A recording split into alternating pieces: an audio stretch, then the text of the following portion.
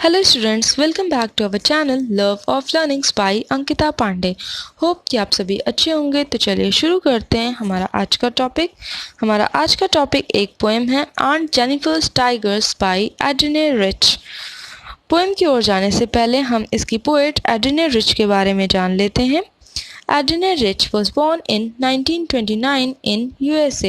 She is widely known for her involvement in contemporary women's movement as a poet and theorist. She has published 19 volumes of poetry, 3 collections of essays and other writings. A strong resistance to racism and militarism echoes through her work. The poem Aunt Jennifer's Tigers addresses the constraints of women experiences in her married life। तो चलिए शुरू करते हैं हमारी आज की poem.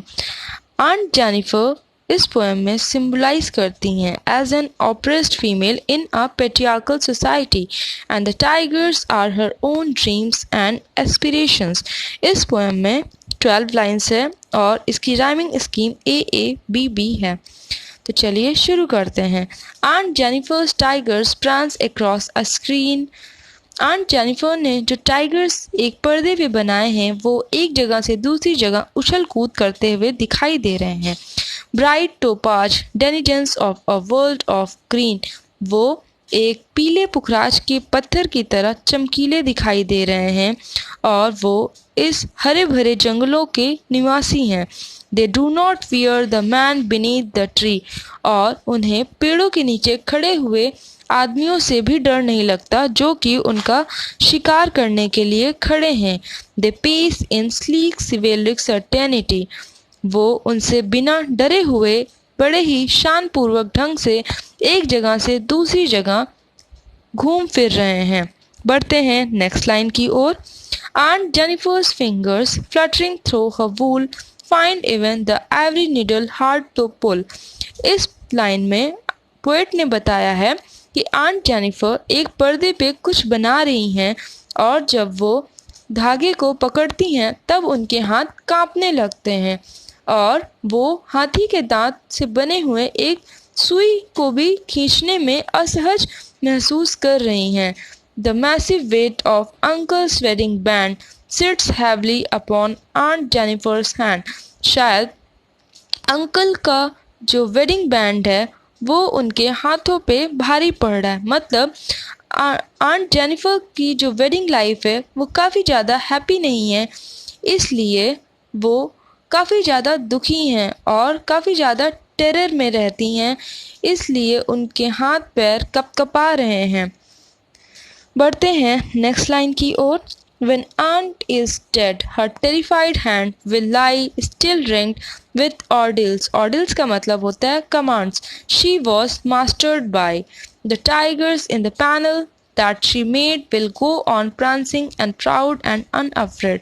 जब aunt मर जाएंगी तो उस समय भी उनके आतंकी था उनके उदास जीवन की सारी कहानी कहेंगे। मुसीबतें और कष्ट ही उनके शादीशुदा मतलब मैरिड लाइफ के पार्ट्स थे। उन्होंने उसे कुचल दिया है और यह उनके हाथ को देखकर पढ़ा जा सकता है। लेकिन पर्दे पर जो उन्होंने टाइगर्स बनाए थे वो बिना डरे हुए एक जगह से दूसरी जगह हमेशा छलांग लगाते रहेंगे।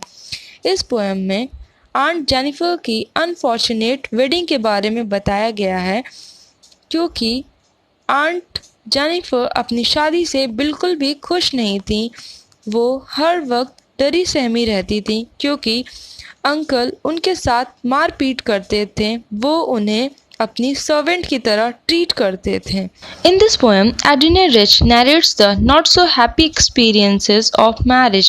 Aunt Jennifer makes prancing sleek and chivalric tigers in the panel, but she is in the grip of sufferings and terrors. They have crushed her and affected her married life. She has not yet freed herself from the bitter experience of the past. It is ironical that she can create such sleek and prancing tigers. Aunt Jennifer created animals that are so different from her own character because she was greatly experiencing the constraints of her married life because it was not so happening and not so good. She wanted the animals created by her to move freely in the world. She thought that they would go on prancing proud and unafraid. She used them as a tool to express her own oppressed feelings. She wanted to echo a strong resistance to brutality through them. Hope you have understood the poem. Also, in the poem, there are some symbols used by the poet like tigers, fluttering fingers, and wedding band. Here, tigers are the symbols of courage, elegance, and bravery. On the other hand, fluttering fingers mark the weakness of a married female, and wedding band marks the constraints of the married life. Hope कि आपको ये poem पसंद आई होगी। Thank you.